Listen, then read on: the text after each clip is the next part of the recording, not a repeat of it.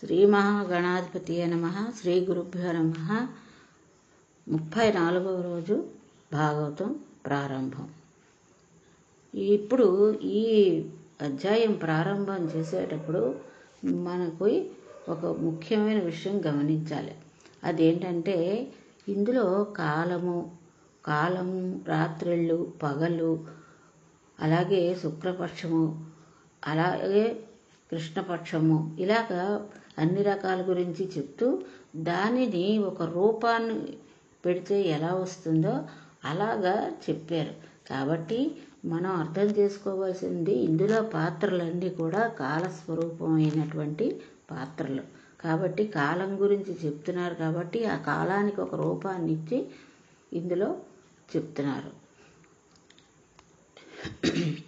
ఇటువంటి స్థితిలో మెల్లగా ఇలా జరుగుతూ ఉంటే చండవేగుడు అనే ఒక గంధర్వుడు చూశాడు.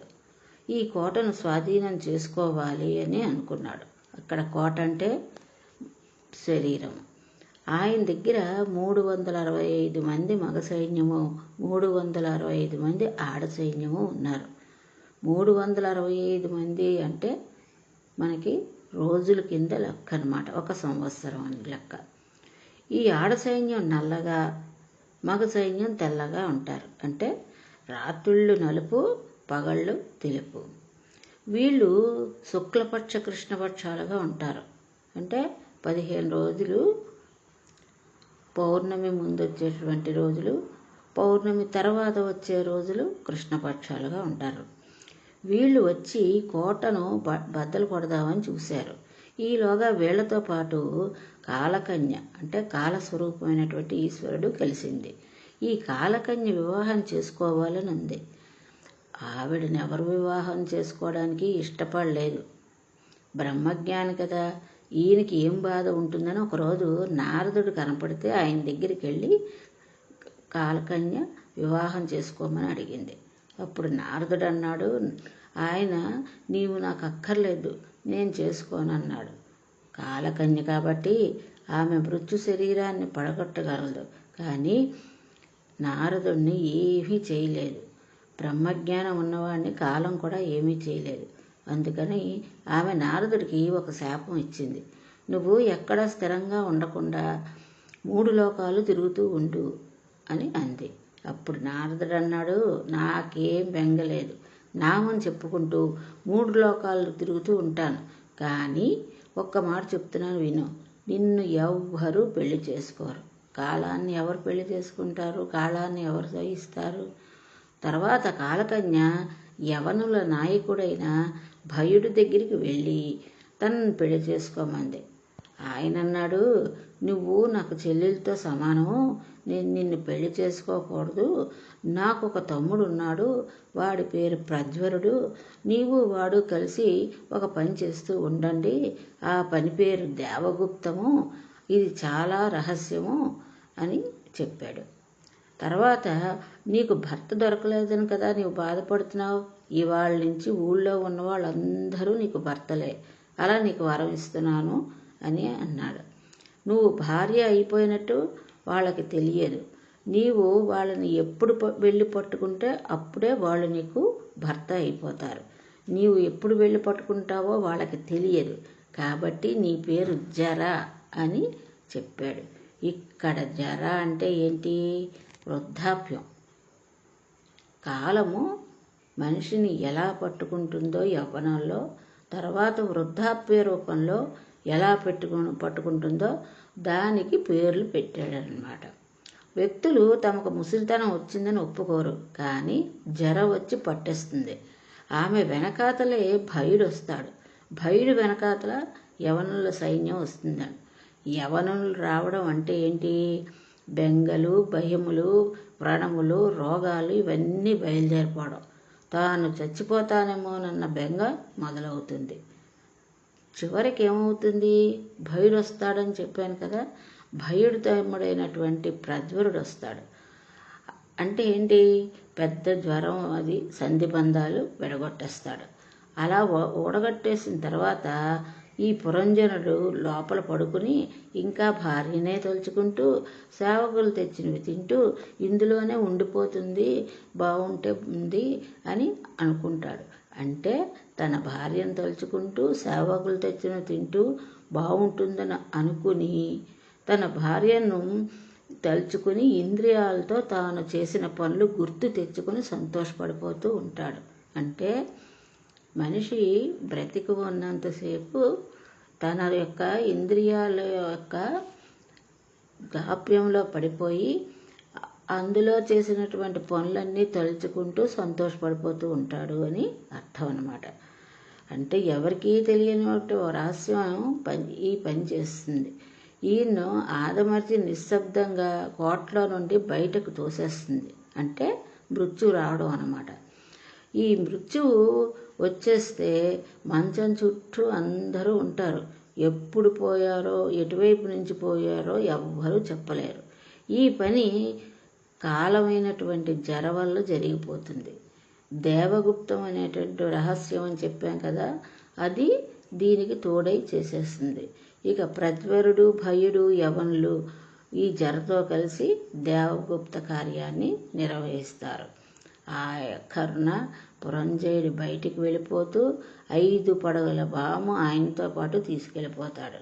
అంటే ఏంటి? ఒక మనిషి చనిపోతే 5 పడగల పాము అంటే ఏంటి? పంచప్రాణాలు. ప్రాణ, అపాన, వ్యాన, ఉదాన సమానము.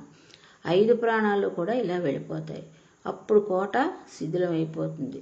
ఆ కోట అగ్నిహోత్రంలో పడిపోతుంది. ఈ విధంగా పురంజరుని కోట కాలిపోతుంది.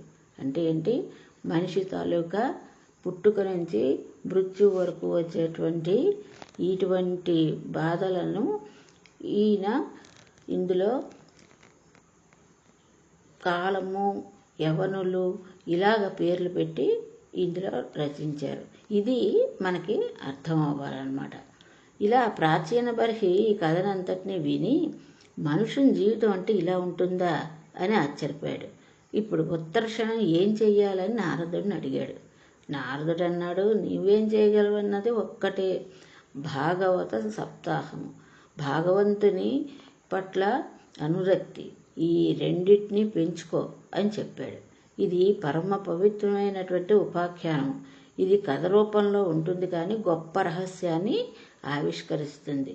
మీరు మీ మనవల్ని, చిన్నపిల్లల్ని దగ్గర కూర్చోబెట్టుకుని ఈ కథ చెబితే వారికి వేదాంతం నందు ప్రవేశం లభిస్తుంది. వారిలో వైరాగ్యం బీజాలు ప్రారంభం అవుతాయి. ఇది అంత గొప్ప ఆఖ్యానం. ఇక భాగవతం 5వ స్కందంలో ప్రియవ్రతుని చరిత్ర చెప్పుకుందాం. భగవత్కథ అనేది భగవంతుణ్ణి నమ్ముకుని జీవితాన్ని నడుపుకున్న మహాభాగవతుల చరిత్ర. భగవత్ సంబంధమైన కథ కనుక దీనిని భాగవతం అని పేరు వచ్చింది. భాగవతం తెలిసి విన్నా తెలియక విన్నా కేవలం కథాస్వరూపంగా వినపడిన జీవితం ఒక గొప్ప అదృష్టం. స్వయంభూమనుకి 3 కుమార్తెలు 2 కుమారులు ఉన్నారని చెప్పాం కదా ఇంతకు మనకు. 2 కుమారుల్లో ఒకరు ఉత్తానపాదుడని గురించి చెప్పాం. ఇక మిగిలిపోయిన వాడెవడు? ప్రియవ్రతుడు. ప్రియవ్రతుడు జన్మత విశేషమైన భక్తి తత్పరుడు. చిన్నతనంలోనే వైరాగ్యం సంపత్తి పొందాడు. దీనితోడు బంగారు పళ్ళం గోడగా చెప్పినట్టుగా ఆయనకు నారద మహర్షి గురుతత్వం లభించింది. నారద మహర్షి ఆయన గంధమాదన పర్వతం దగ్గర ఒక గుహలో కూర్చోబెట్టి జ్ఞానబోధ చేస్తూ ఉండేవాడు. అంత జ్ఞానం పొంది, అంత భక్తి పొంది వైరాగ్యాన్ని కూడా పొందేశాడు. స్వయంభూమను అయినటువంటి తండ్రి రాజ్యం స్వీకరించమంటే స్వీకరిస్తాడా? ఇంత వైరాగ్యం కలిగిన వాడు స్వీకరించడు.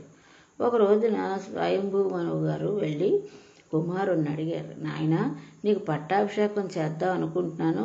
నీ తోడబుట్టిన వాడికి నీకు ఇద్దరికీ సమానంగా రాజ్యం ఇవ్వాలనుకుంటున్నాను. నేను ఇంకా ఈ రాజభోగములందు విరక్తి చెంది ఉన్నాను, తపస్సుకు వెళ్ళిపోతున్నాను. అందుకని నీ వచ్చి రాజ్యాన్ని స్వీకరించు అన్నాడు. అలా మాట్లాడడం చాలా కష్టం, కథలో చెప్పినంత తేలిక కాదు. అప్పుడు ప్రియవ్రతుడు అన్నాడు, నాకు ఈ ప్రకృతి సంబంధం, దీంతోనే బంధనం. మీకు బాగా తెలుసు. ఈ శరీరంలో వచ్చింది బంధనాలు పెంచుకుని అవిద్య యందు, కామక్రోధ యందు, అరిషడ్వర్గాల యందు కూరుకుపోవడం కాదు. పైగా నేను ఒకసారి రాజ్యం ఏలడం మొదలు పెడితే, అంతఃపురంలో జీవనం చేయడం ప్రారంభిస్తే నా అంతట నేను తెలియకుండానే గోతిలో పడిపోతాను. అందుకని నాన్నగారు, నాకు రాజ్యం అక్కర్లేదు, ఏమీ వద్దు, నేను ఇలాగే ఉంటాను, ఈశ్వరుని చేరుకుంటాను, భగవంతుడి గురించే తప్పిస్తాను అనేసి అన్నాడు ప్రియవ్రతుడు. ఈ మాట వినగానే చతుర్ముఖ బ్రహ్మగారు గబగబా కదిలి వచ్చారు.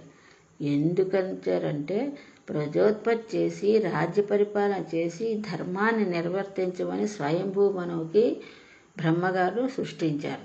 ఇప్పుడు ఆ ప్రియవ్రతుడు ఈశ్వరాముఖుడై వెళ్ళిపోతానని అంటున్నాడు. అంటే బ్రహ్మగారు ఊరుకుంటే ఇదే లోకం కట్టుబాటు అయిపోతుంది. గృహస్థాశ్రమం ప్రవేశించడం అంటే అత్యంత ప్రమాదకరమైన చర్య అని, దాని యందు ప్రవేశించరాదని ప్రజలు భావిస్తారు. అప్పుడు వైదిక సాంప్రదాయంలో వివాహం అనేది పవిత్ర చర్యగా భావించబడదు, ఇంకా వంశోత్పత్తి ఉండదు. అందుకు కదిలారు బ్రహ్మగారు. నాయన ప్రియవ్రత, సంసారంలో ప్రవేశించినని నీ అంతటి నీవు ఒక నిర్ణయానికి వచ్చేసావు. కానీ నీకు, నాకు, సమస్త లోకపాలులకు, బ్రాహ్మణులకు ఎవరి వాక్కు శిరోధ్యామో ఒక ప్రమాణం ఏమైనా ఉందా? ఇదియే ప్రమాణం అని చెప్పడానికి వేదము ప్రమాణం అయ్యి ఉంటుంది. ఈశ్వరుడు లేదన్నవాడు నాస్తికుడు అనరు. వేదం ప్రమాణం కాదు అన్నవాడిని మాత్రమే నాస్తికుడు అంటారు. అంటే వేదం కనపడిన, వేద పండితుడు కనపడిన వెంటనే నమస్కరించాలి. ఇక సత్యం అంటే మారంది, ధర్మం అంటే మారుతున్నది. మారిపోతున్న దానిని పట్టుకుని మారని దాంట్లోకి వెళ్ళాలి. అంటే ధర్మాన్ని పట్టుకుని సత్యం యొక్క దారిలోకి వెళ్ళాలని అర్థం అన్నమాట. ప్రతి క్షణం మారిపోయే దానిని ధర్మం అని పిలుస్తారు. మారుతున్న ధర్మాన్ని అనుష్ఠానం చేయడానికి నీవు ఇప్పుడు గృహస్థాశ్రమంలోకి వెళ్ళాలి. వెళ్ళిన తర్వాత నీకు వచ్చిన జ్ఞానము స్థిరమైంది కనుక అందులో ప్రవేశించు, లేకపోతే ఈశ్వరాజ్ఞను ఉల్లంఘించిన వాడు అవుతావు అని నారదుడు బ్రహ్మగారు చెప్పారు. అయితే ఈ గృహస్థాశ్రమంలోకి వెళ్లకుండా కొంతమంది సన్యసించిన వాళ్ళు ఉంటారు. వాళ్ళందరూ తప్పు చేసిన వాళ్ళ అంటే సందేహం కలుగుతుంది. మహాపురుషులైన వారికి కొన్ని మినహాయింపులు ఉంటాయి. అప్పుడు ఆయన అన్నాడు, మహానుభావ, మీరు వచ్చి ఈ మాట చెప్పారు కాబట్టి నేను తప్పకుండా గృహస్థాశ్రమంలో ప్రవేశించి రాజ్య పరిపాలన చేస్తాను అని అన్నాడు. ఇది ధర్మం అంటే. పెద్దలైన వారు వచ్చి చెప్పినప్పుడు వారి మాట వినే లక్షణం ఎవరికి ఉంటుందో వాళ్లే బాగుపడతారు. బ్రహ్మగారు చెప్పిన వాక్యం విని ప్రియవ్రతుడు తగిన భార్యను చేపట్టాడు. ఆమె విశ్వకర్మ కుమార్తె. విశ్వకర్మ కుమార్తె అంటే సాక్షాత్తు శ్రీ మహావిష్ణువు యొక్క కుమార్తె. ఆమె పేరు బర్హిష్మతి. ఆమె యందు 10 మంది కుమారులను, ఊర్జస్వతి అనే కుమార్తెను కన్నాడు ప్రియవ్రతుడు. దీని చేత ఆయన తరించాడు. ఇక ఊర్జస్వతిని శుక్రాచార్యుల వారికి ఇచ్చి కన్యాదానం చేశారు. వారిరువురికి దేవయాని అనే కుమార్తె జన్మించింది. ఇది ఈరోజు పారాయణం. ఇందులో మీరు 1కి 10 సార్లు బాగా అభ్యాసం చేస్తే కానీ ఈరోజు పారాయణ అర్థం కాదు. అందువల్ల 1కి 2 సార్లు చదివి మనం దీని యొక్క సారాన్ని గ్రహించాలి. అంటే ఏంటి, వైరాగ్యం అంటే ఏమిటి, గృహస్థాశ్రమం అంటే ఏమిటి, ఇవన్నీ కూడా ఇందులోని ఉంటాయన్నమాట. ఇది జాగ్రత్తగా మళ్ళీ 1కి 2 సార్లు చదివి అర్థం చేసుకుంటారని తెలుస్తాను. స్వస్తి.